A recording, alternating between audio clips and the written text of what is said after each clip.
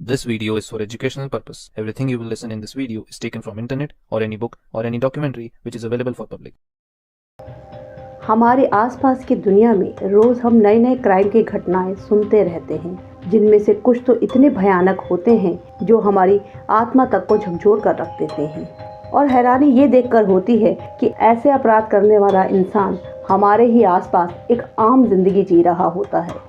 ऐसा ही एक भयानक अपराध सन 2001 में भारत में सामने आया, जिसने पूरे देश को हिलाकर रख दिया। ये कोई साधारण अपराधी नहीं था, बल्कि एक सीरियल किलर था जो अपनी सनक में पिछले कई सालों से न सिर्फ हत्याएं कर रहा था, बल्कि समय के साथ साथ ये आदमखोर भी बन चुका था।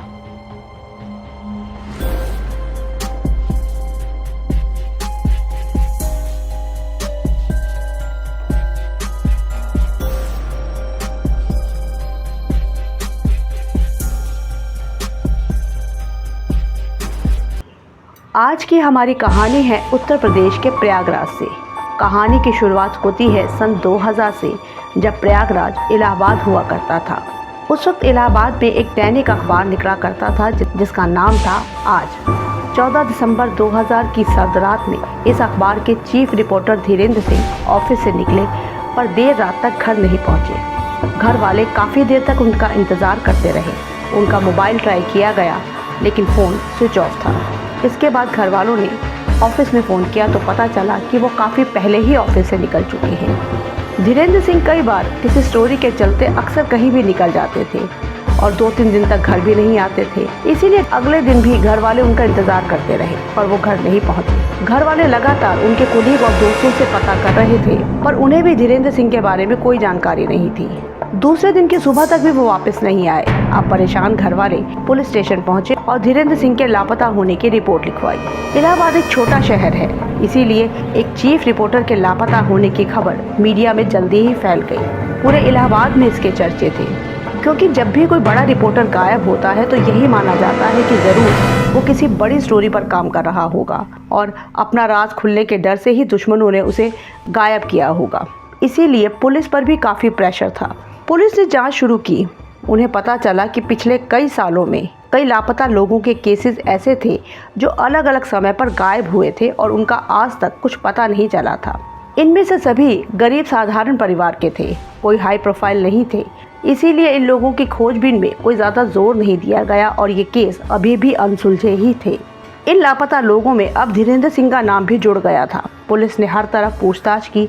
सबसे पहले उन्होंने ऑफिस में पता किया तो ऐसी किसी खास स्टोरी की जानकारी नहीं मिली जिस पर धीरेन्द्र सिंह काम कर रहे हों।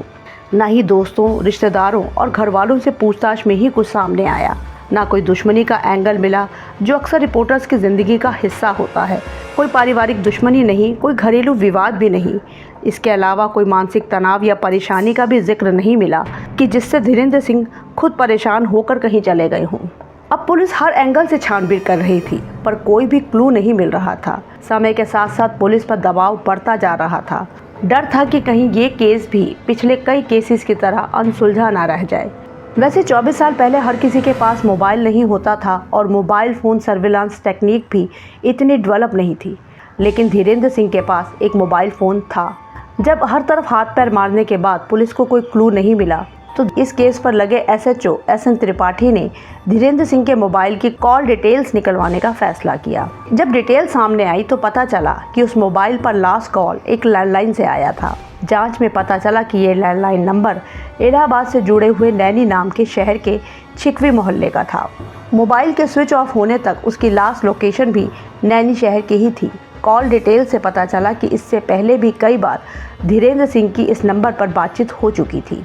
ये लैंडलाइन नंबर फूलन देवी नाम की एक महिला के नाम पर था। ये महिला ग्राम सभा और पंचायत की निर्वाचित मेंबर थी। पुलिस फौरन फूलन देवी के घर पहुंची। घर पर फूलन देवी मिली, पर पूछताछ में उन्होंने धीरेन्द्र सिंह से कोई भी जान पहचान होने से इनकार किया। जब देर रात उनके लैंडलाइन से की गई कॉल के बारे में पूछा गया तो फूलन देवी ने कहा कि शायद उसके पति धीरेन्द्र सिंह को जानते होंगे। फूलन देवी का पति राम निरंजन उस वक्त घर पर मौजूद नहीं था। राम निरंजन एक गवर्नमेंट ऑर्डिनेंस डिपो में ड्राइवर की नौकरी करता था।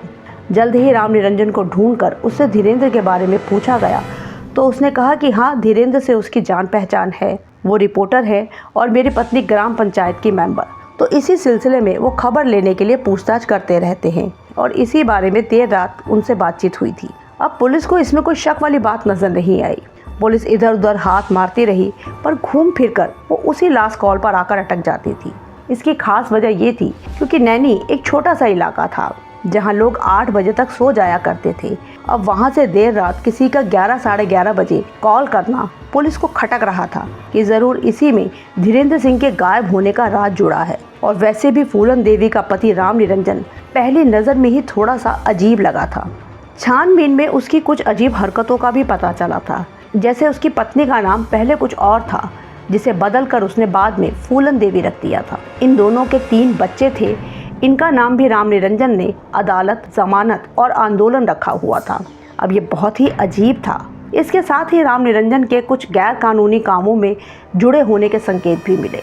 अब पुलिस ने दोबारा उसी घर से जांच करने का फैसला किया। घर पहुंचकर फूलन देवी और बच्चों से दोबारा पूछताछ की गई, पर कुछ भी संदिग्ध नहीं मिला। अब बारी आई राम निरंजन की। उससे पूछताछ शुरू हुई। पहले तो वो पुलिस को इधर उधर घुमाता रहा। जब पुलिस ने उसके और धीरेन्द्र की जान पहचान को लेकर कुछ ट्रिकी क्वेश्चन उससे पूछने शुरू किए तो पहले वो कुछ चौंका। फिर उसने कहा कि ठीक है, मैं सब कुछ बताऊंगा, पर वादा करो कि मुझे नहीं पकड़ोगे। अब पुलिस को भी लगा कि शायद उन्हें सही कहानी पता चलने वाली है। पुलिस ने भी उसे बहलाते हुए कहा कि ठीक है, जैसा तुम कहते हो वैसा ही होगा। अब राम निरंजन ने उन्हें अपने साथ चलने को कहा। उस गांव के बाहर उसका एक खेत था। वो पुलिस टीम को लेकर वहीं पहुंचा। उसी खेत में उसका फार्म हाउस बना हुआ था, जिसमें 1-2 छोटे कमरे बने हुए थे। पुलिस को पता चला कि इस कथित फार्म हाउस पर राम निरंजन अकेला ही आता था। वो घंटों यहाँ बिताता था और कभी कभी तो दिन रात यहीं रुका रहता था। वहाँ पहुंचकर राम निरंजन ने बोलना शुरू किया कि ये जो कमरा है ये राजा कलंदर का है। वो दुनिया का सबसे तेज दिमाग का इंसान है। उसके जैसा दिमाग दुनिया में किसी का नहीं है। यही राजा कलंदर अपनी अदालत लगाता है, यही फैसला करता है और यही वो दोषियों को सज़ा भी सुनाता है। अब पुलिस वाले उसकी ये बातें सुनकर परेशान हो रहे थे कि ये क्या बोले जा रहा है और शायद इसकी दिमागी हालत ठीक नहीं है। अब पता नहीं ये कौन से राजा कलंदर की कहानियाँ सुना रहा है। राम निरंजन उन्हें उसी फार्म हाउस के एक पेड़ के पास लेकर गया, जहाँ पहुँचकर पुलिस वालों के होश उड़ गए। उस पेड़ पर कई मानव खोपड़ियाँ, जी हाँ, ह्यूमन स्कल, धागों से बांधकर लटकाए गए थे। इन्हें अलग अलग कलर्स में रंगा गया था। पुलिस वाले बुरी तरह से चौंक पड़े। पहले तो उन्हें लगा कि कहीं ये नकली तो नहीं है। ध्यान से देखने पर उन्हें पता चला कि ये सच में मानव खोपड़ियाँ ही हैं। वो बुरी तरह से चौंक पड़े। उन्होंने पूछा कि ये सब क्या है, तो राम निरंजन ने अजीब तरह से मुस्कुराते हुए कहा कि ये सब राजा कलंदर के दोषी थे, उन्होंने ही इन्हें सज़ा दी है। पुलिस ने पूछा तो राजा कलंदर कहाँ है? निरंजन ने कहा कि वो दुनिया का सबसे तेज दिमाग वाला इंसान है और उसे पकड़ना नामुमकिन है। यह कहकर अब वो उस कमरे के अंदर चला गया। पुलिस वाले भी उसके पीछे कमरे में दाखिल हुए। वहाँ अजीब सी बदबू थी। कमरे में एक चारपाई, एक स्टोव और कुछ बर्तन थे। राम निरंजन वहाँ कोने में रखी एक बोरी उठाकर लाया। पुलिस वालों के सामने उसने बोरी में हाथ डाला और अंदर से एक नरमुंड यानी एक और खोपड़ी निकाली। अब पुलिस वालों की हालत खराब थी कि ये सब क्या हो रहा है। खोपड़ी हाथ में लेकर निरंजन ने कहा कि ये कालीचरण श्रीवास्तव है। इसके बाद उसने एक और खोपड़ी बोरी में से निकाली और कहा कि ये मोइन है। पुलिस वाले हक्के बक्के थे कि कहाँ वो धीरेन्द्र सिंह की तलाश में यहाँ आए थे और अब राम निरंजन के फार्म हाउस में यहाँ वो एक के बाद एक मानव खोपड़ियाँ निकाल रहा है। पुलिस वालों ने राम निरंजन से पूछा कि धीरेन्द्र सिंह कहाँ है, तो उसने कहा कि धीरेन्द्र सिंह भी यहाँ आया था, उसे भी राजा कलंदर ने मौत की सज़ा दी थी। जब उससे पूछा गया कि धीरेन्द्र सिंह कहाँ है, तब राम निरंजन उन्हें नैनी शहर में ही एक अलग जगह पर लेकर गया, जहाँ एक सुनसान इलाके में धीरेन्द्र सिंह की सिर कटी लाश के टुकड़े मिले। अब तक ये खबर पुलिस डिपार्टमेंट के सीनियर ऑफिसर्स को दे दी गई थी। पुलिस ने राम निरंजन को हिरासत में ले लिया। उससे अब नए सिरे से पूछताछ शुरू की गई। ये तब भी कहानियां ही सुना रहा था, पर जल्दी ही ये क्लियर हो गया कि राजा कलंदर कोई और नहीं बल्कि राम निरंजन के ही दिमाग की उपज है। वो खुद ही राजा कलंदर था। 1962 में इलाहाबाद में ही जन्मा राम निरंजन बचपन से ही पढ़ाई में बहुत कमज़ोर था, जिसके लिए उसे घर और स्कूल में डांट पड़ती थी। लेकिन राम निरंजन शुरू से ही एक सेल्फ ऑब्सेस्ड इंसान था, यानी वो खुद को किसी से भी कम नहीं समझता था। जब भी उसके सामने किसी और की तारीफ़ की जाती थी, जैसे कोई पढ़ाई में बहुत तेज़ है या किसी के पास बहुत अच्छी नौकरी है, वो कितना अच्छा कमाता है, दूसरों की ऐसी कोई भी तारीफ सुनकर उसे बहुत गुस्सा आता था। वो खुद को दूसरों से महान समझता था, इसीलिए उसने खुद का नाम राजा रखा, राजा कलंदर। अपना ज़्यादातर समय वो अपने फार्म हाउस पर ही बिताता था। यहाँ वो खुद से बातें करता, अपनी ही दुनिया में वो काल्पनिक अदालत लगाता, राजा की तरह फैसला सुनाता और सज़ा देता। इसी कमरे की तलाशी में एक डायरी मिली जिसमें 14 पन्ने भरे हुए थे। हर पन्ने पर किसी का नाम और उसकी कास्ट या जाति लिखी हुई थी। साथ ही नाम के आगे एक बड़ा सा क्रॉस लगा था। 14 पन्नों पर 14 नाम और कास्ट, और हर नाम के आगे एक बड़ा सा क्रॉस। इसका मतलब ये था कि वो इन सभी 14 नाम वाले इंसानों का कत्ल कर चुका था। डायरी में पहला नाम कालीचरण श्रीवास्तव का था और आखिरी नाम धीरेन्द्र सिंह का था। अपनी ड्राइवरी की नौकरी के अलावा राम निरंजन कई गैर कानूनी कामों में भी शामिल रहता था, जिसमें उसका साला वक्षराज भी साथ देता था। पर हत्याओं के पीछे राम निरंजन की एक अजीब सोच और सनक थी। उसके सभी शिकार किसी न किसी तरीके से बहुत स्मार्ट, अपने काम में माहिर, चुस्त और चालाक लोग थे, जिनसे राम निरंजन किसी न किसी तरीके से बहुत इम्प्रेस हुआ था।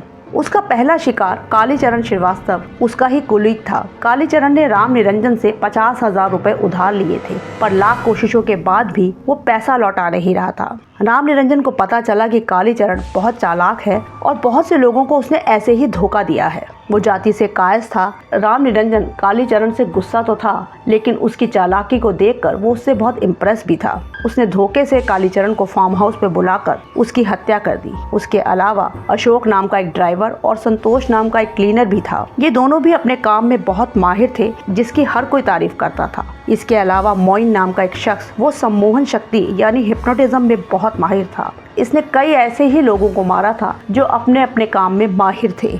उन सभी लोगों के नाम पुलिस के अनसुलझे मिसिंग केसेस की लिस्ट में भी शामिल थे।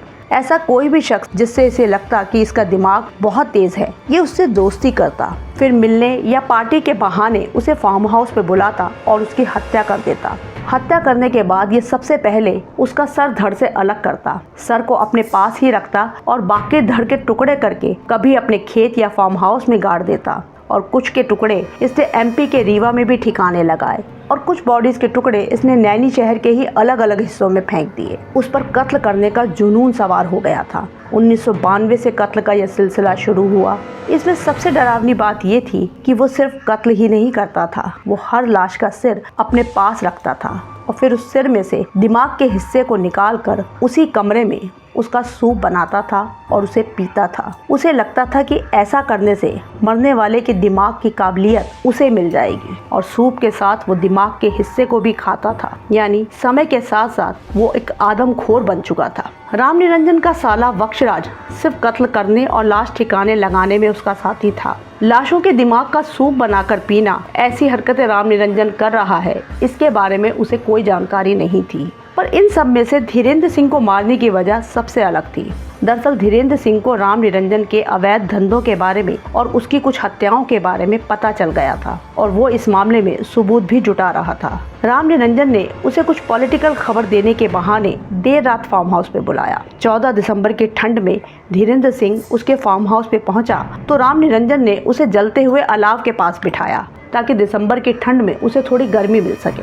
जब धीरेन्द्र सिंह वहां रिलैक्स होकर बैठ गए, तब वक्षराज ने पीछे से उसे गोली मारकर उसकी हत्या कर दी। बाद में राम निरंजन ने उसका सिर भी धड़ से अलग करके अपने पास रखा और बाकी लाश के टुकड़ों को ठिकाने लगा दिया। फार्म हाउस की तलाशी में 14 इंसानी खोपड़ियां मिली थी, और वहीं खुदाई में कई जगह इंसानी हड्डियां भी मिली थी। इसी फार्म हाउस में उसने कई सुअर भी पाले हुए थे। लाशों के कुछ हिस्से ये उन सुअरों को भी खिला देता था। कत्ल करने वाले हर शख्स की खोपड़ी को वो एक ट्रॉफी की तरह सजा कर रखता था।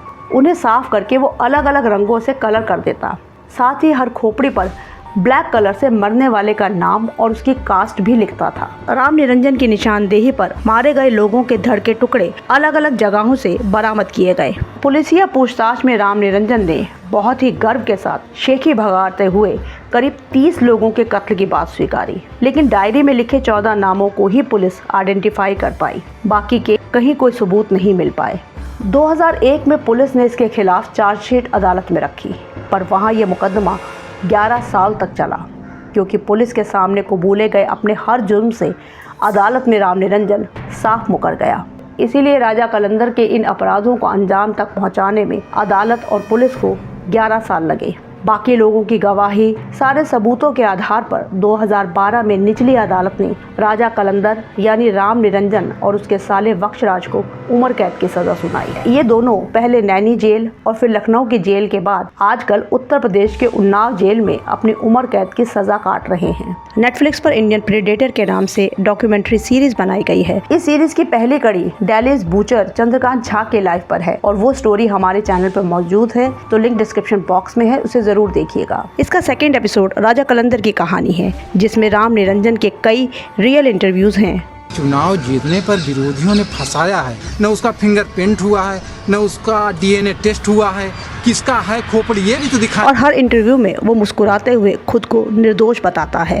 ऐसे इंसान को मुस्कुराते हुए देखकर ही रूह कांप जाती है। ये सोचकर ही डर लगता है कि हमारे ही आसपास ऐसे हैवान मौजूद हैं जो बिना किसी कारण के अपनी ही सनक में न सिर्फ सीरियल किलर बने हुए हैं बल्कि आदमखोर भी बन गए हैं। मुझे ये समझ में नहीं आता कि ऐसे लोगों को अदालत सजाए मौत क्यों नहीं देती है। उम्र कैद के बाद समाज में ऐसे हैवान का रहना किसी भी हालत में ठीक नहीं है।